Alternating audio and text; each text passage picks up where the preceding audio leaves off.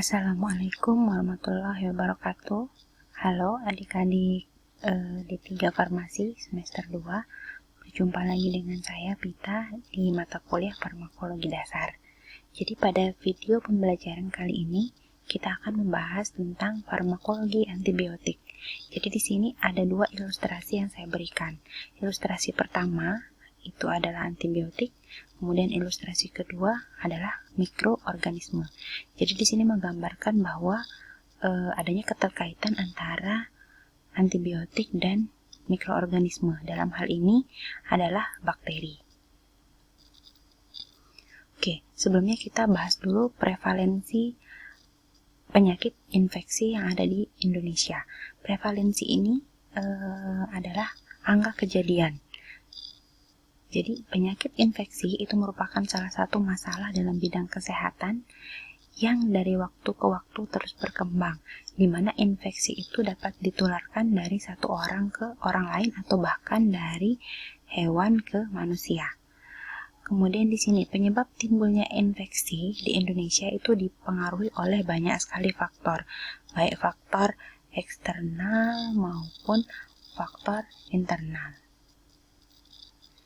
Contohnya misalnya faktor iklim, kemudian ada juga faktor kesadaran masyarakat yang kurang, kemudian kebersihan yang kurang, jumlah penduduknya yang padat, itu sangat rentan sebagai media penyebaran dari bakteri yang berbahaya. Kemudian dari data WHO ini Organisasi Kesehatan Dunia tahun 2018 itu mencatat bahwa sekitar 6,3 juta anak-anak dengan usia kurang dari 5 tahun itu meninggal akibat infeksi, di mana rata-rata per hari itu kasusnya yang meninggal sebanyak 17.000 anak. Kemudian di Indonesia sendiri berdasarkan data dari Riskesdas ini adalah riset kesehatan dasar yang diadakan oleh Kemenkes, di mana Riskesdas ini akan dilakukan selama 5 tahun ya. Jadi kemarin terakhir itu tahun 2018 itu mencatat bahwa perkembangan penyakit infeksi di Indonesia, khususnya ISPA, itu sebesar 25%. ISPA adalah infeksi saluran pernapasan akut. Kemudian ada pneumonia sebesar 4,5%. Kadang orang awam itu menyebutnya dengan radang paru-paru. Nah, yang terakhir itu adalah hepatitis sebanyak 1,2%. Di mana di sini ISPA dan pneumonia ini disebabkan oleh bakteri, namun hepatitis itu disebabkan oleh virus. Tapi walaupun penyebabnya virus, dia masih masuk ke dalam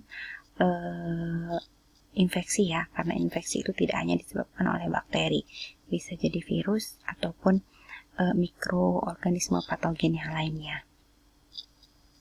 Nah, ini adalah gambaran dari sel kita ya. Ini adalah skin. Skin itu kulit jaringan terluar kita atau pelindung kita yang utama itu adalah kulit. Ini ada ilustrasi sedikit. Jadi ketika kulit kita atau anggota tubuh kita tertusuk oleh adanya duri, misalnya di ilustrasi ini digunakan duri, kemudian terjadilah wound itu adalah luka, ya. Maka di sini di duri tersebut itu bisa jadi membawa banyak bakteri masuk ke dalam tubuh kita.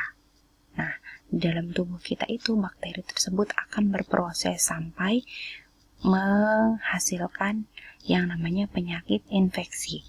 Ada 4 tahapan yang dilalui oleh bakteri sampai dia menyebabkan infeksi. Yang pertama namanya invasi, kemudian ada kolonisasi, kemudian ada infeksi, dan yang terakhir baru disebut dengan penyakit infeksi. Yang pertama kita bahas adalah invasi.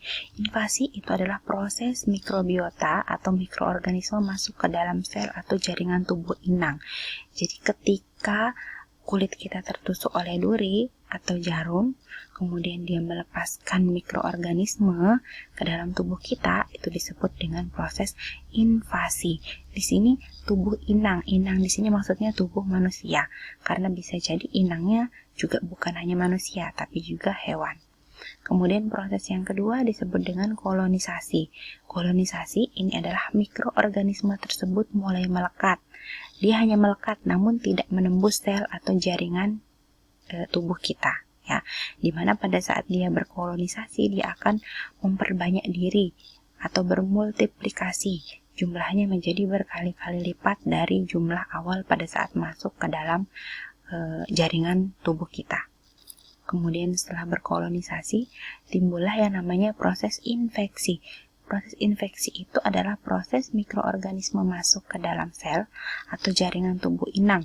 Kemudian di situ mulai timbul yang namanya reaksi inflamasi atau respon imun dengan host, ya, sehingga akan menyebabkan berapa macam infeksi seperti infeksi yang aktif, kemudian infeksi yang laten, kemudian subclinic infection, bahkan ada juga yang asymptomatic infection. Nanti akan kita bahas satu persatu.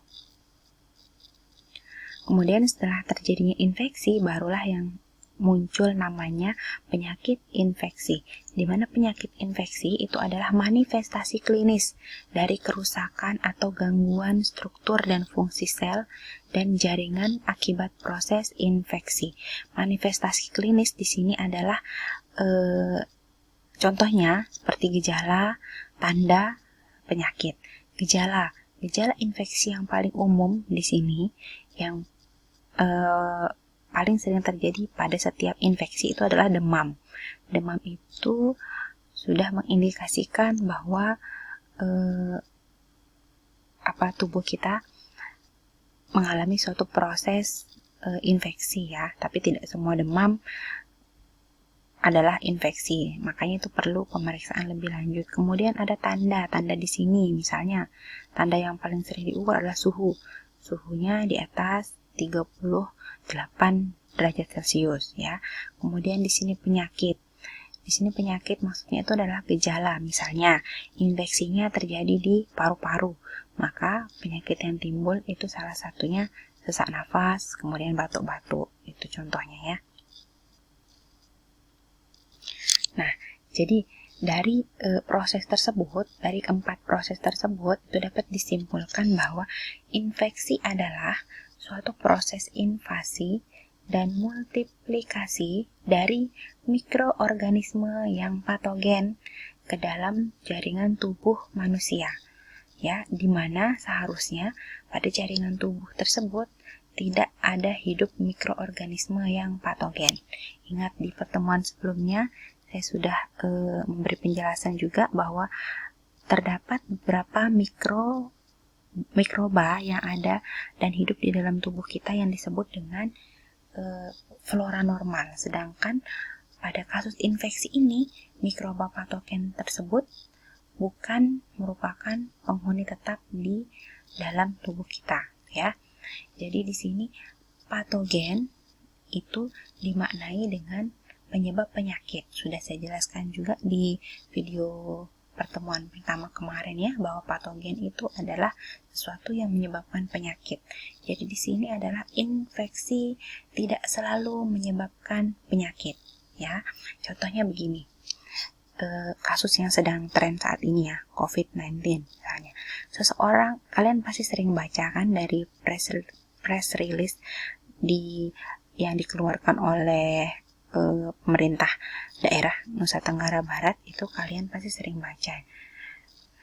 Tuan A misalnya usianya berapa, dari daerah mana, dia dengan saat ini sedang diisolasi di mana dengan kondisi yang baik. Nah, kondisi yang baik itu artinya berarti dia tidak memiliki sesuatu penyakit, tapi dia sudah terinfeksi. Berarti dia sampai di tahap 3 tadi, ya. Kan tahap pertamanya ada invasi, kemudian kolonisasi, dia ada di tahap ketiga yaitu infeksi. Namun dia tidak sampai lanjut ke tahap keempat, yaitu mengalami penyakit infeksi. Seperti itu, ya, contohnya. Infeksi tidak selalu menyebabkan penyakit. Jadi itu ilustrasinya. Oke, jadi syarat infeksi itu ada dua. Yang pertama, adanya mikroba patogen di dalam tubuh, kemudian adanya gejala dari suatu penyakit, ya, itu maka bisa kita sebut dengan penyakit infeksi. Jadi di sini, adanya mikroba di dalam tubuh tidak selalu menimbulkan gejala penyakit, ya. Seperti tadi contohnya ilustrasi yang COVID-19 tadi ya. Memang dia sudah terinfeksi, namun dia adalah OTG, orang tanpa gejala. Tapi dia sudah masuk klasifikasi orang yang terinfeksi karena hasil pemeriksaannya adalah positif. Oke, ini contoh dari infectious disease ya, atau penyakit infeksi, di mana penyebabnya tidak hanya bakteri, bisa disebabkan karena virus, kemudian bakteri, kemudian ada spora, ada protozoa ya, kemudian ada helmintik ini cacing, kemudian ada mikotik, di mana mikotik ini bisa juga disebut dengan fungi ya, atau jamur.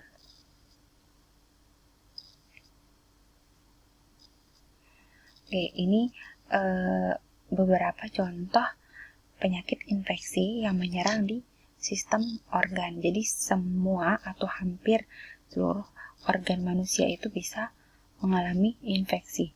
Contohnya nih, skin infection. Skin infection di sini contohnya artinya infeksi kulit ya.